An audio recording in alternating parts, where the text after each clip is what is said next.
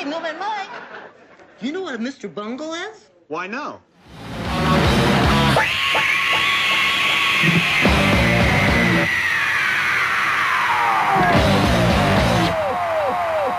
The fact that we're still on Warner's is really kind of an achievement. I guess I gotta give them credit. To say that Mr.Bungle is an eclectic band, an album, is an understatement. Thanks to Mike Patton's outstanding personality in the music business, both the band and their self-titled debut garnered a special place in the hearts of many cult fans over the years.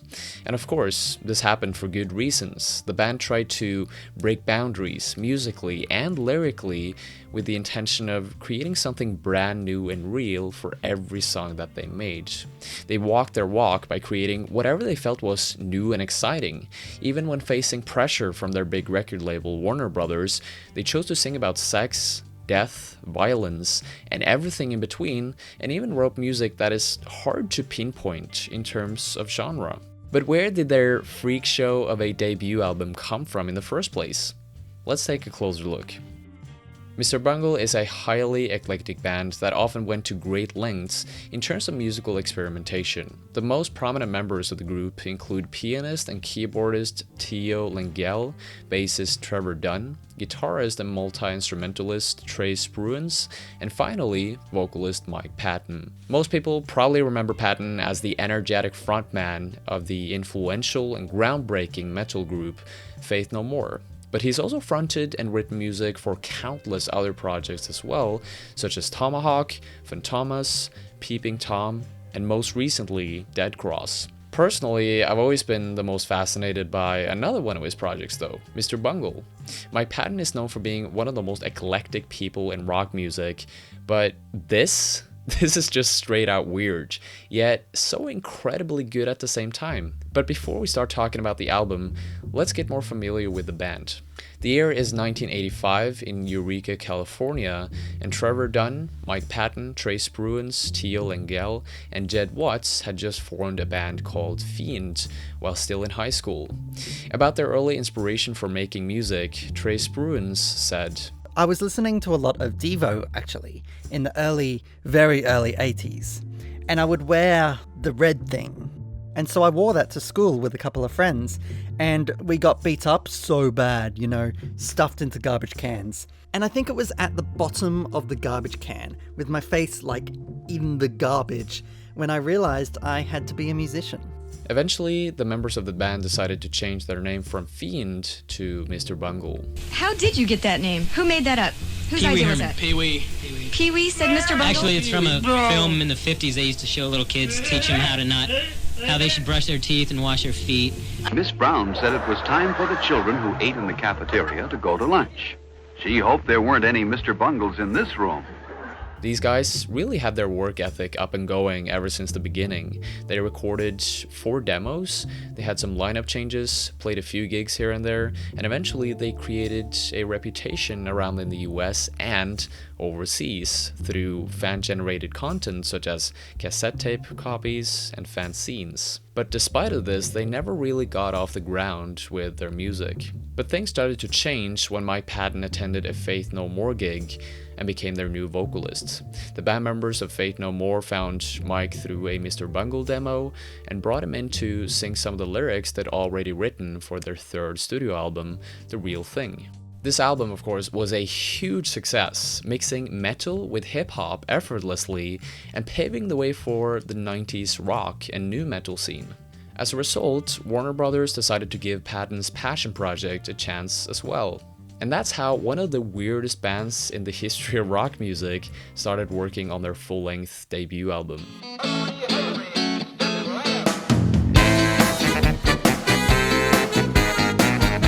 Now, what influenced them to play music in the first place? We know for a fact that Devo was a part of their upbringing at some point, but what else? God, we're influenced by Steve Martin, The Crew, Oingo Boingo, Motley Crue, Slayer, EU, Whitesnake, Devo, Prince, Sam Kinison! among others. You know, Sammy Davis Jr., personal friend of mine. Even though people like to screw us over. And Sean Mac. Now moving over to talking more in depth about their debut, Mr. Bungle is really a cocktail of different genres, though it's generally considered by critics as funk metal. This album showcased the band's incredible songwriting talent and strong musicianship, switching genres and blending musical styles within the same song several times at dizzying speeds.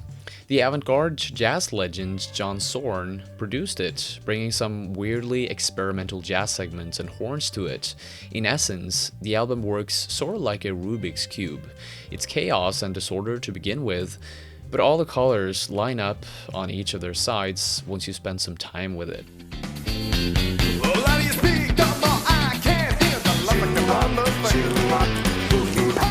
The lyrics and thematic elements of the album can be considered quite dark. We got everything from lyrics about a young boy dying of anorexia to lyrics describing the act of coitus with fast food imagery. However, the one song that perfectly encapsulates this album's themes and style is Stub, a Dub, which is about a dying dog.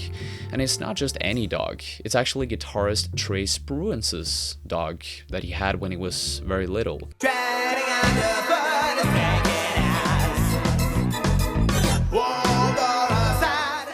Now, the background story here is that Trey one day took his dog Stub to the vet, and he found out that it had glaucoma, a condition where there's increased pressure in the eyeballs, causing gradual loss of sight. Stub was obviously not a young dog anymore, and was soon going to die. During several phrases of the song, they refer to the moment where Spruance finds Stub dead, but refusing to believe what he's witnessing. The lyrics of the song is presented like a story, in a very clever way, where in the beginning of the song we hear about how Stub went from being a puppy to becoming a full-grown dog and a part of the family.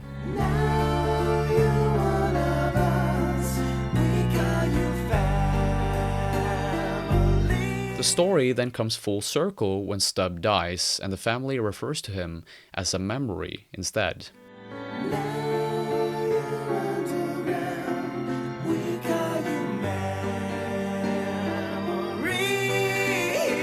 The subject matter of the song is very direct and personal, but they managed to make it into something oddly humorous and theatrical through their performance. It's definitely a song that can make you both think and laugh at the same time. Another facet of the album that is quite interesting is that you can find a ton of references to movies. The opening track, Travolta, aka Quote Unquote, features phrases from Grease.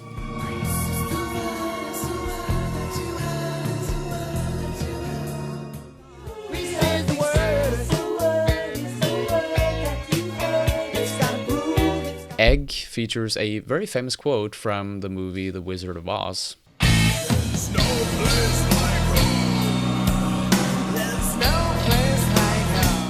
There's no place like home. There's no place like home. While in Stub, you find a sample from Kyle MacLachlan crying in the 1986 David Lynch film Blue Velvet.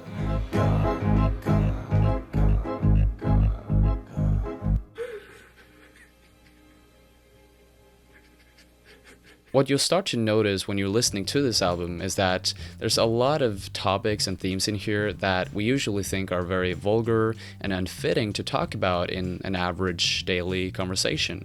There's a lot of things that we choose to sweep under the rug in life. We hide things that we're ashamed of, avoid things that we're scared of, and stay ignorant and numb to the things that can potentially hurt us.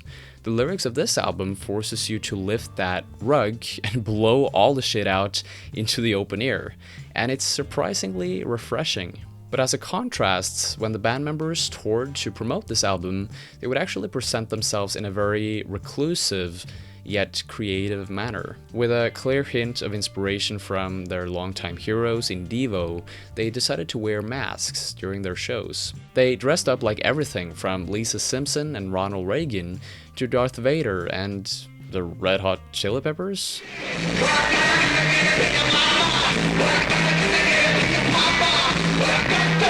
That last example leads to a whole other story that we'll have to save for another video. But trust me, the connection between Mr. Bungle and the Red Hot Chili Peppers is hilarious. Now, going back to the sound of this album, several of the songs on the record were made years before the album was recorded, and many of them were even featured as earlier versions on their demos. By listening to some of these demo recordings, you can really hear the evolution of their sound. The full-length album versions are way more precise and well produced, probably as a result of both Warner Brothers backing them up with good producers and equipment, and the fact that they became more mature as musicians. Just listen to the difference here.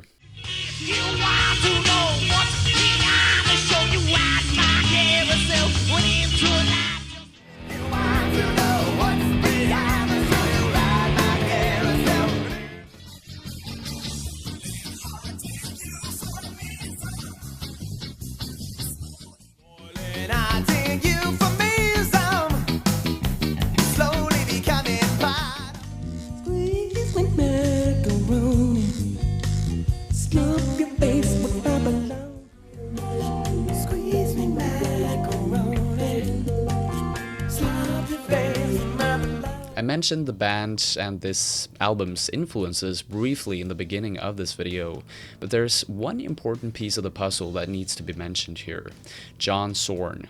This man has been a part of over 400 albums as either a part of a band under his own name or as a producer. He has experimented with several genres, but you'll most often find him leaning more towards experimental music. He's very inspired by movies, cartoons, and TV in general, and in particular he mentions Warner Brothers cartoon music as a huge influence on his musical direction. Now, I want to get back to Zorn not only because he produced this album, but because he, Mike Patton, and the other members of Mr.Bungle have something very big in common. They're all individuals wanting to create music that feel new, something that's never been heard before. And one way for them to do this would be to take two or more musical styles, samples, or facets of music, and then force them together to see what the result is. How many times have you heard a mix of jazz and hardcore, for example?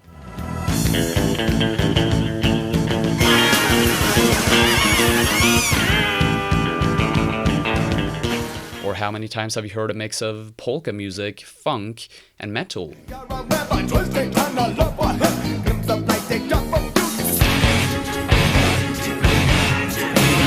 It's all there in the music, and I just can't emphasize enough how John Zorn influenced this album. He's all over the place in here. So if you want to listen to more experimental music like Mr.Bungle, then I highly suggest you check out his discography. Now, I want to wrap this video up by saying that Mr.Bungle is an incredibly inventive album. It's a soup of ideas that you'll either spit out immediately or eat slowly with a sense of amazement printed on your face. It's incredibly eclectic in terms of sound and always captivating in terms of the lyrics and themes as well. So please do yourself a favor and just give this a spin. That's it for today's video, guys. Thank you so much for watching. I want to give a shout out to Matthew for helping me with the narration of this video. He's got an awesome channel where he analyzes the music in video games, so make sure you click his icon to check it out. Also, make sure you let me know in the comments what band or artist you want me to talk about next. And that's it, guys. Take care. Bye.